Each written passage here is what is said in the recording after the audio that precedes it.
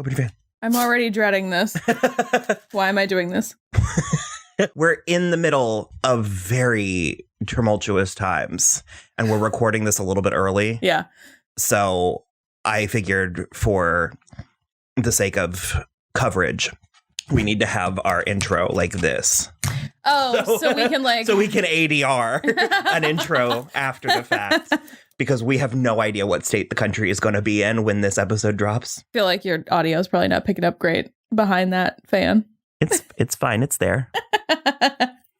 It was either this or me scream singing Black Phillip to the tune of Black Velvet. So. I mean, I don't want that, but.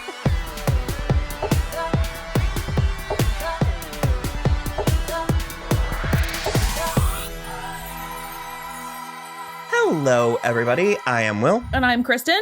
And this is So I'm Watching This Show, your twice weekly pop culture podcast where we talk about movies, TV, music, and more. And as always, this is a spoiler show, so you have been warned. On today's episode... You were doing a really good news anchor bit there. I'm getting comfortable. You're like switching cameras. Like, camera A, camera B. I want a light. I do. Will has to like, he'll be in the other room just randomly changing them. Yeah, so on today's episode, we are going to talk about the 2015 elevated horror film, The Witch. That's what it's considered. You're right. So... we're also living deliciously, having some champagne. Pink. I just downed the whole thing. I would love to see you gulp a glass of champagne. That feels like it would hurt. Everywhere. Yeah. Everywhere. I can't even do like a proper shot. Your own personal cinnamon challenge. It was good. I wanted more. Yeah, it is pretty good. I like it a little bit with the chill off, just a bit. Well, it's also in this like we got a wine delivery and it's in this schmancy weird bottle. Cool. We've got like 9 bottles of champagne since we moved into this new house. Thought we should start getting through some of it. We're not at all celebrating anything. So there's nothing to celebrate yet. I'm not celebrating anything. So the word austere gets thrown around a bit these days. This is going to be such a messy episode. I feel like I'm going to spit champagne more than once. Wouldn't you say? Yes. Yes. The word austere does get thrown around willy-nilly. So, yes, we watched The Witch. It is... Shit, it's not Ari Aster. No, it's Robert Eggers. Robert Eggers. I kind of get them confused. So this is Midsommar and Lighthouse. Ari Aster is Midsommar and Hereditary. Okay. Robert Eggers is The Witch and The Lighthouse. Okay. If you haven't seen it, it was actually a relative hit, especially considering its budget. It did okay, yeah. But it was very critically acclaimed. Mm-hmm. So, like, people saw it. It is a New England folktale about a family who leaves... Excuse me, this head. The champagne is having side effects. Here's my thing. They like leave their very strict Puritan church in 1630 because they're not strict enough. Mm-hmm. And thus begin their problems. And they have a go at it or give it a go in the woods. On their own, as a family on their own, which to me... It has issues. It has issues, but it also, they like make a lot of noise towards the middle and end of the movie where they're like, well, we can just go to town and like see if anybody needs one of our children to like take in or whatever. And but at the same time, it's like too far to get there on your own without a horse reasonably. Mm-hmm. And so I'm like, what do you propose to do when your children, like Thomasin, are old enough to like need companionship of some sort? It's just very short-sighted, very raised by wolves. There's a lot happening in the movie, a lot of which is not on the script. Mm-hmm. A lot of it is implication and the places, your uncomfortable places your mind wanders to while you're trying to process what you're seeing. So I remember seeing the trailer for this in 2015, and it was like shocking. And it was a little bit still, I mentioned the elevated horror, which actually is what they're starting to call some of these. And it's like horror films that actually, how did they So they sort of break down elevated horror as a horror film whose impact is delivered not necessarily through scares, but the effect of ambiance and scenography. This stylistically represented by the film's usage of expressionist lighting, the use of different kinds of camera to draw thematic limits, the addition employed to hide horror from the main site. Sure. And the soundtrack's sonic dissonance accompanying instrumental scenes. He's really good at that because it's while I don't find The Lighthouse as unsettling as this movie, they are equally atmospheric in a way that not many other movies are. I remember the trailer, and like I said, we weren't quite accustomed to this type of horror yet. And I remember there was a pull quote from a critic at Sundance who was like, it's like watching something you're not supposed to see. Oh, yeah. Mm-hmm. So it's like a snuff film almost. Sort of. In a very strange way. Yeah. And it's also, it's just, well, you said austere, but it also is, he's really, really good at like putting you exactly where you need to be to understand what he's trying to tell you. Even as convoluted as The Lighthouse is, you understand that that's about like isolation and what it can do to you and like the need for human contact and like. And you mentioned pretty astutely Raised by Wolves, which I'm assuming you meant the HBO Max series and not the idiom. No, it could be mostly just the like the problem with like having only your own family in the place where it's like, what are your children going to do? They can't breed with each other, and that's going to be a problem at some point. Yeah, because as it starts to be in this movie when Caleb is ogling Thomasin's breasts at the beginning, and it's just like, you guys, come on. And I think something to his credit, I already forgot his name again, Eggers. Yeah.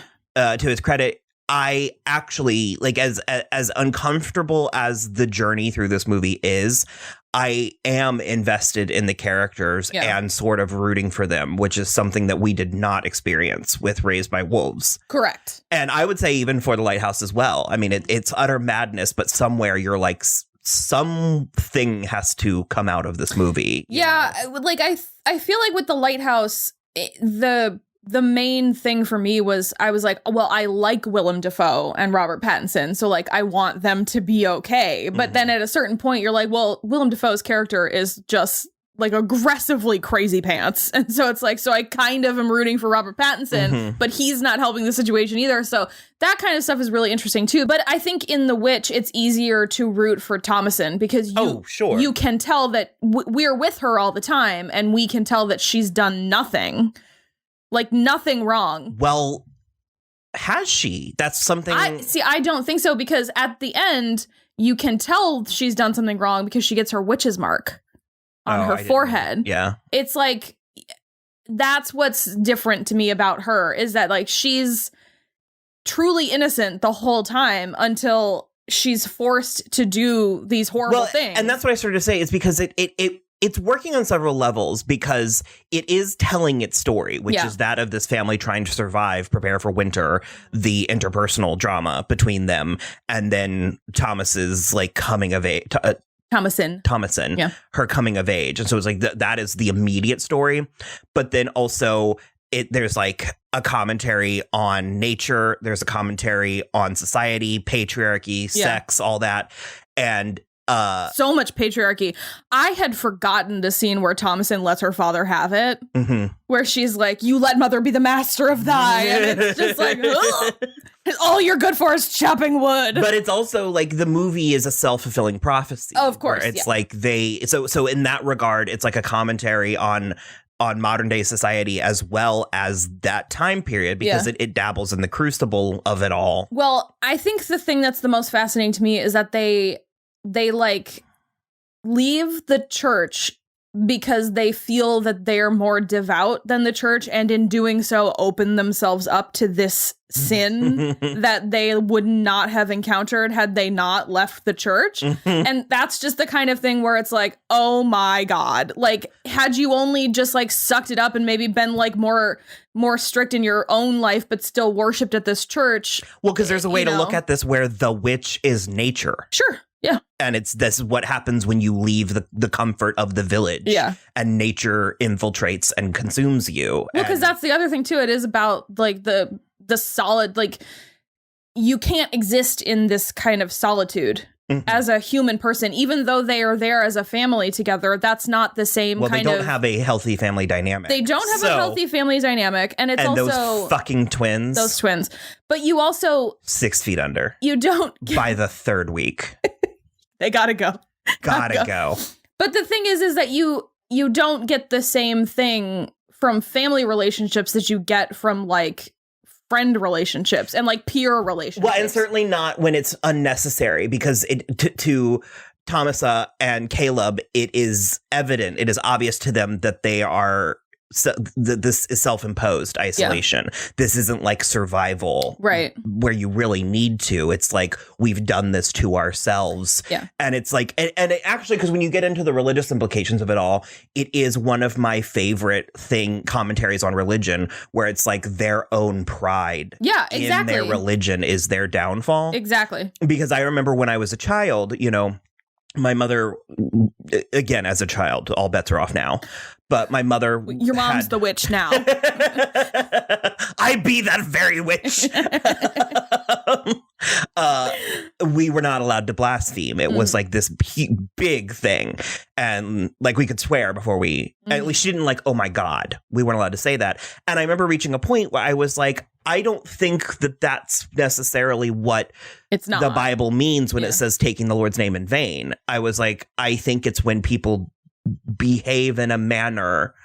Well, it would be like if I was like, God damn you. No, well, sure, that falls under the umbrella, but to me, it's more blasphemous when, say, maybe like a corrupt politician would be saying things for, you know, about religion and his commitment, his belief, but he's doing it as a political tool.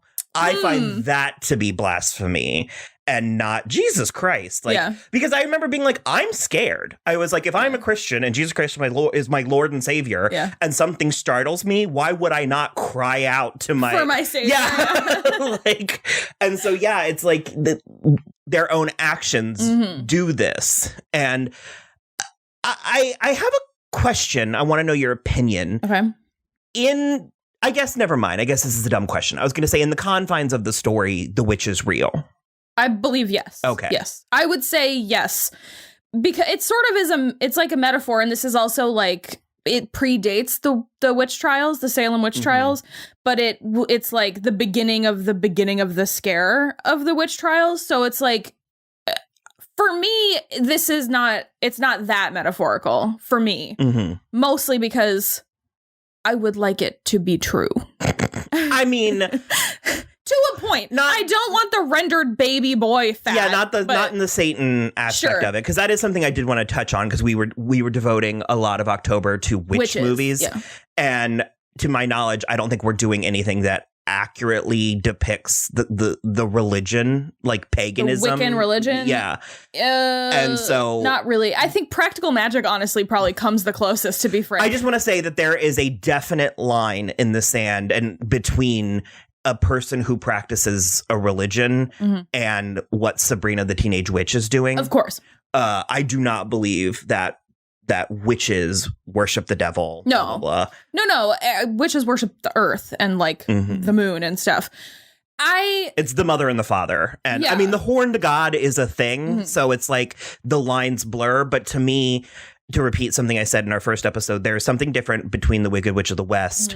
There's something different between the woman that sells crystals at the mall. And there's something different between Sabrina the Teenage Witch, and like there are three things that kind of share the same name. But I think the thing I like about it, and the thing I like specifically about the end of this movie, and why it like catapulted to the top of my like favorite witchy horror movies, category, is because by the end of it, despite what we know about how they fly, like what makes them fly, it is way more to me about a young girl finding empowerment in her womanhood. Mm-hmm. And that's the thing that I like, where she's like, you know what? No, fuck you and the horse you rode in on. I'm going this way. Mm-hmm. And I appreciate that so much more than, so I can like, I can excuse the Satanism, but I draw the line at patriarchy.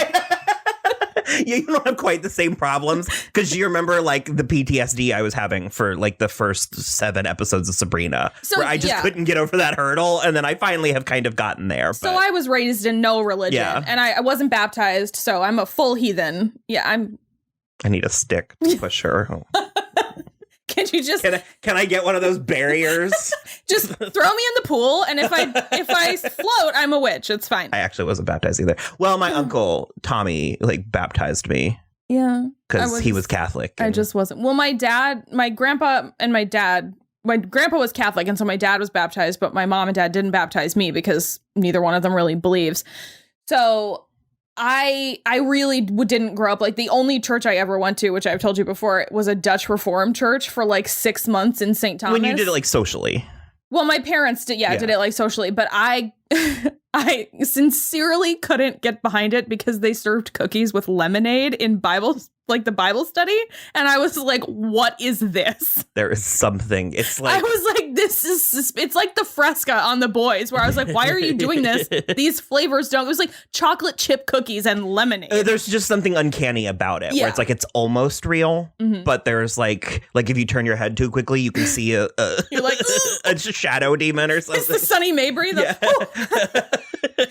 that was so this kind of stuff does not really faze me at all. Like, obviously Satanism sounds kind of horrific to me because I'm not an atheist. But there's also the Church of Satan, which is like ironic. So there's all kinds, and I donate to Planned Parenthood. I find it all kind of fascinating. Me too. All of it. The good, the bad, and the in-between. And there's a lot in between. I considered taking theology classes in college because I found it so fascinating. And I would, at some point, love to read the Torah and the Quran. And I have a Bible and everything. But I don't know. There is something that is really upsetting and alarming about the like evangelical bent of this family.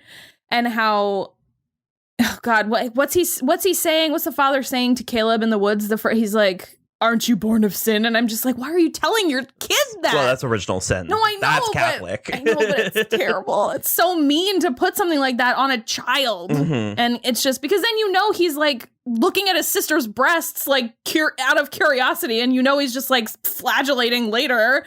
Because he feels so guilty. But it's also, instead of, it can turn it from like a mild curiosity into like an obsession. Yeah, like and a covetous obsession. Yeah.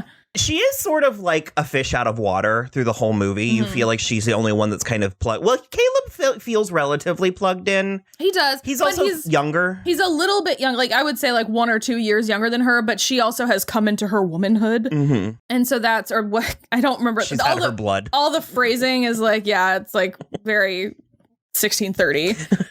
But so it's like she's a little bit older, and so she's like gone through puberty, and she's like more adult than like she would be married if they were still in the village. And it just is, he still has that like remaining ounce of innocence that he needs, and like that the witch needs in order to take him. And it's like, it's a very, very interesting, because he is meant to be like the secondary man of the house, and that's why father keeps taking him to the woods and stuff. But I don't know, man. I do like the depiction of the two witches. The witch is portrayed by Sarah Stevens as young and Bathsheba Garrett as old. Look, if your name is Bathsheba, I feel like playing witches is your job. I really feel like they missed it. I think they should have done Maiden, Mother, Crone. I think we should have. Yeah, I think we should have seen. Thomasin then would be the maiden. I suppose. Yeah. I was considering Sarah the maiden because I was saying that I would have thought that we would have saved the crone for the end of the movie when she was feeding on the goat. I think that was the crone. Yeah, I wouldn't have done it in the beginning. At the beginning. Yeah. Okay, I see. Well, I also sort of thought it was the same witch. It is. Okay. But just like I would have depicted her differently. Gotcha. Okay. I liked her weird huddle. Like I thought it was very, very interesting. I love to see how different people interpret things like that. And because we really, really liked the aesthetic of Gretel and Hansel. Because her like house in the woods, I couldn't call it a hut. It had multiple rooms, but it was very cool. But it was very austere as well. Yeah. Because there's even commentary, there's like New World, Old World commentary in this. And it's a very good movie. I do want to say, and I do not know how long we will talk about this part of it, but for me at least, this is the second time that I was watching this movie. Me too. And I found that after the initial shock and awe of the first viewing, I found the second viewing to be a almost straightforward comedy. I was finding this movie hilarious. You were laughing a lot more than we did the first time. Because once you get, I just like, if you look at it like all on face value, it's just this family like choosing to go insane. It is, and it's kind of funny. It does sort of turn into like a vaudevillian comedy of tragedy errors. Because there's like a scene where it cuts to like Katie's freaking out inside. Yeah. And it cuts to the twins and Thomasin. I always want to say Thomasina. Just lose the A and then you're good. Thomasin. And they lock them in the barn outside. And there's just something, so it's like, you are in the wilderness in the winter. Well, okay. So it is like deep fall in New England in 1630. It's gotta be freezing at night. There are parts that were just like, by the end, I was like, there's a way to watch this where it's a comedy. No, well, and also, I mean, part of it just gets farcical when they're speaking that way in the 1630s way, and that I do agree is sort of funny. But it also, you're right, it is. I mean, like, I kind of want to edit it with like the music from like The Office over part of it or something, because you're right, it is just sort of this family who's chosen to like believe that their daughter is a witch. Yeah, like they've chosen to believe an evil witch. Like they have run headfirst into a wall. Yeah, like they're choosing to believe that there is no turning back from this, and they manifest it. And it's like, again, with the commentary, it also has a quality where I think in a weird way it could turn into like a midnight movie because it's weirdly quotable. And when you're doing that to a work of art, you're giving it a new meaning and a new connotation. Like, there are memes on the internet about the would thou likes to live deliciously. Yeah. And so when it reaches that level... Well, and also the I am that very witch. That it's like, okay, finish your thought because we need to talk about Anya Taylor-Joy. Well, no, but I'm just saying when you reach that level, it's working as a work of art. It's succeeding on multiple levels. Yeah.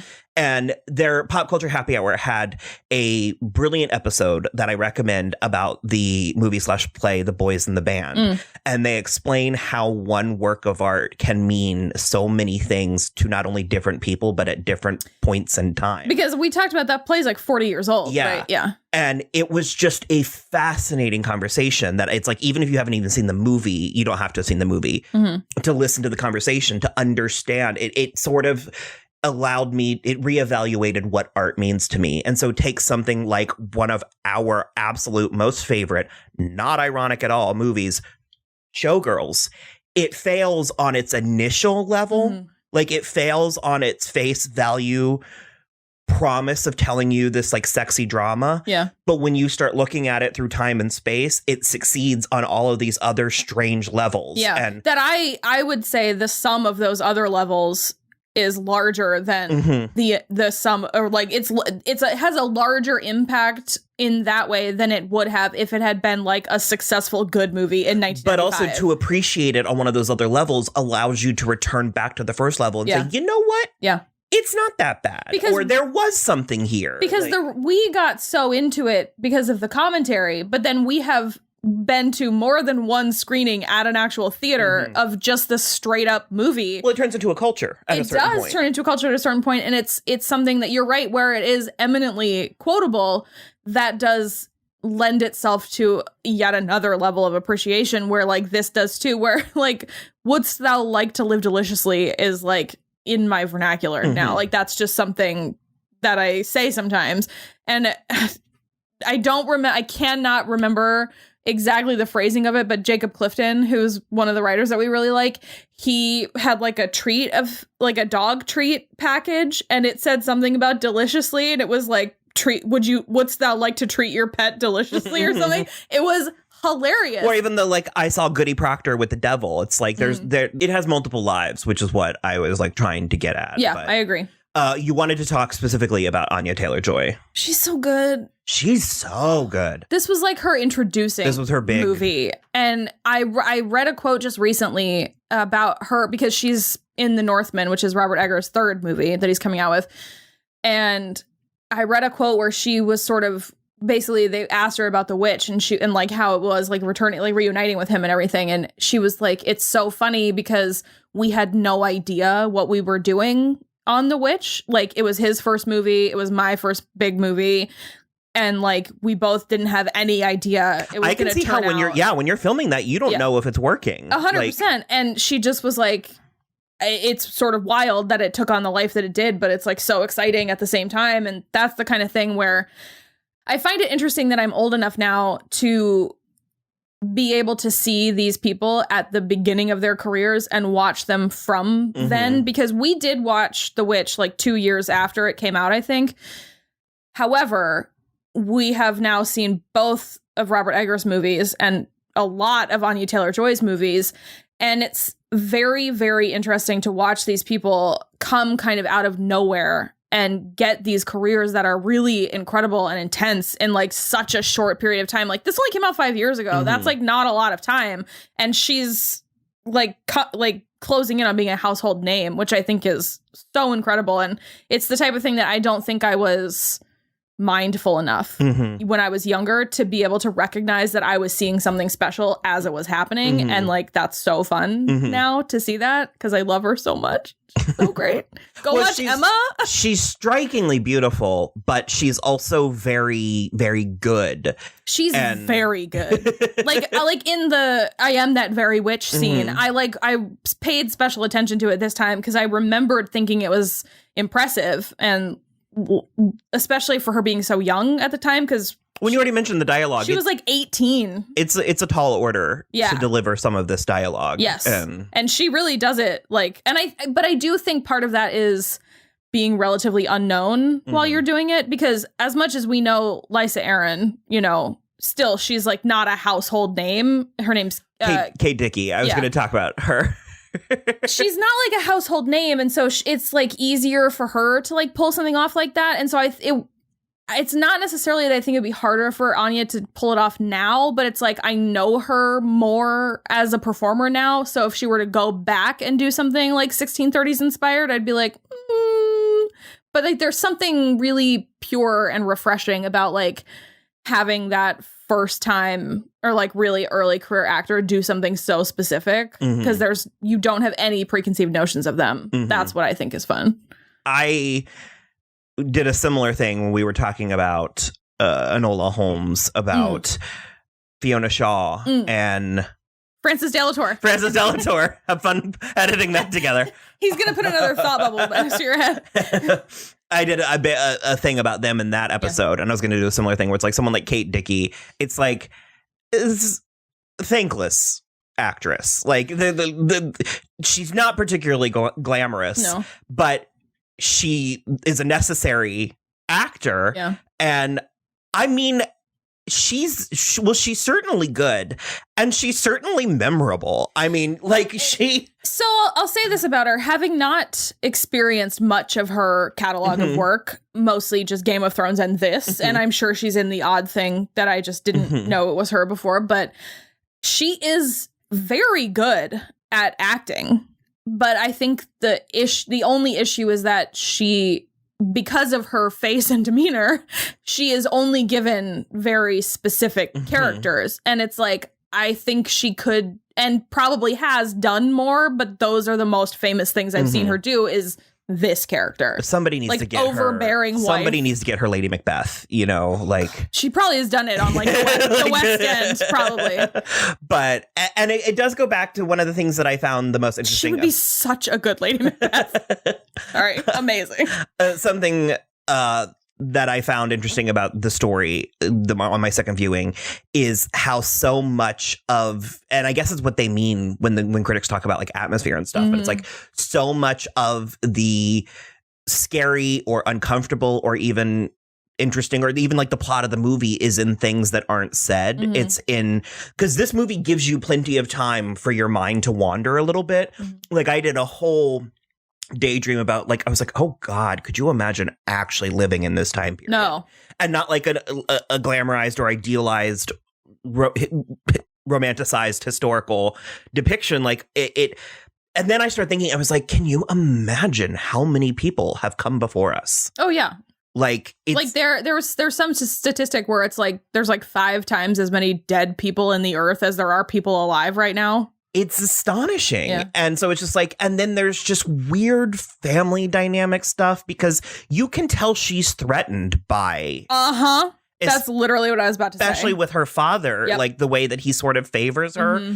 And there's the scene where she's the like, firstborn. That's not like uncommon, but there's the scene where she's like, help your father get undressed so I can clean his clothes and stuff. And nothing weird happens at all. There's some lingering. We're just sort of like, and then he's just chopping wood in a sheet. And it's like, I don't like sharp blades that close to my bits, is all I'm saying.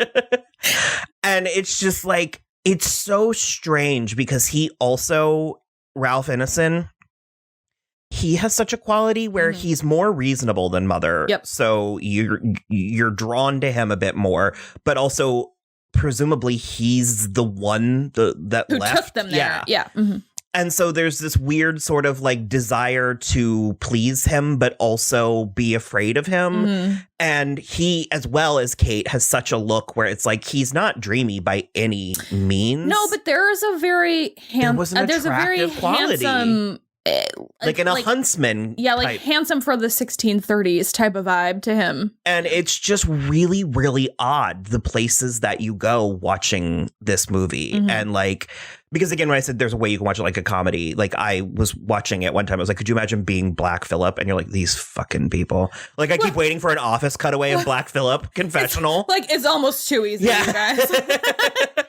like, I just want them to live deliciously and they won't come with me. And who's teaching the kids these complicated songs and rhymes? That's true. About the devil. Because I cannot imagine that it was Kate or William who did it. So then it was Black Phillip. Yeah. He taught it to them. Yeah. Because you also can't imagine that Thomasin was doing it, or she would have been like, go get a switch, Thomasin. Like, and because she didn't like them singing, she was like that fucking song. Yeah. So it's just very, I don't know. It is interesting. It is a very interesting piece of art, work of art. Well, I would consider it a work of art. Like, it's not, to me, this is not just a movie. It's a very specific thing. It's like, it's something more than just a movie. Like it's not the type of thing I'm going to just put on for background noise. Because it's also like a weird indictment of the American dream. Like there's so many. There are like places. Like a ton of layers to this movie. Because it's like, we talked about the patriarchy. We talked about organized religion. We talked, but you just said the American dream. I talked about nature. The quest of man to like rein in nature and the patriarchy we already talked about. I mean, it is just the onset of womanhood. It's a lot of things, and it's the type of movie where I can't decide how many of those things were 100% purposeful and how many of them came out like in the editing bay. My guess would be, having done this process myself, my guess would be a lot of it is not so much purposeful as in I don't think he was sitting there like, yes. Like check mark. Yeah. The patriarchy. But I think when you're telling a story like this, I think that, and like I said, at least for me, the themes, I can sort of feel them. Sure. In me. And you're sort of like, they can be even just like little hints or little nods. And again, to a certain extent, we're doing the heavy lifting. Well, that's the other thing I was going to say is I think this is one of those movies that you as the viewer are imparting meaning into it. Like, I think he said the words patriarchy, coming of age, nature, sexuality, feminism. Yeah. I think he had all of those words, but I think the cast and crew interpreted them with their actions and their stuff. So it considering that it is a relatively straightforward, and I mean, it's only an hour and a half, so even kind of short. It doesn't really feel short.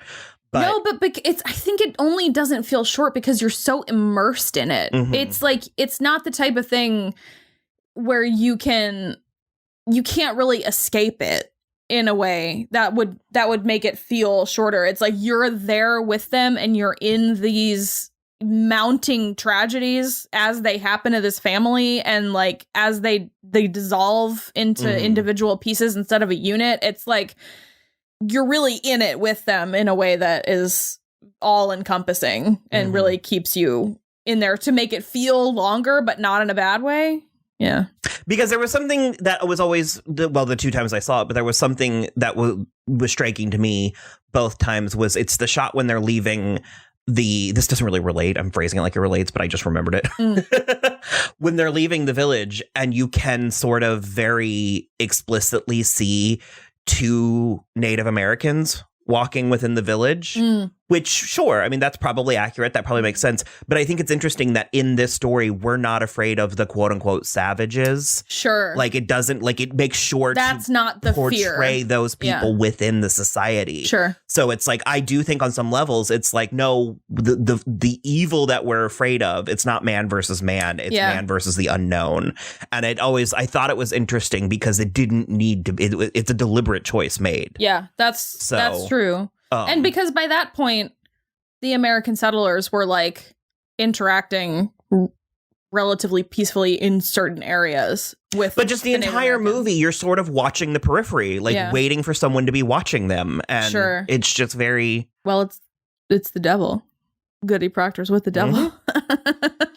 There's a ton more that could be said. I think I've hit all of my actual real talking points. Did you have anything that you wanted to?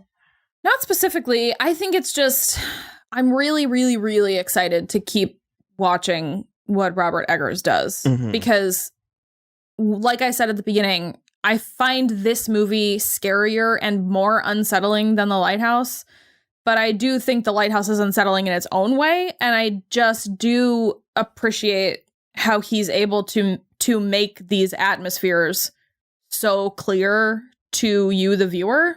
Because so many movies try to do something like this, and I feel like they don't stack up. And I think that's like a really interesting talent to have, and not a lot of people have it.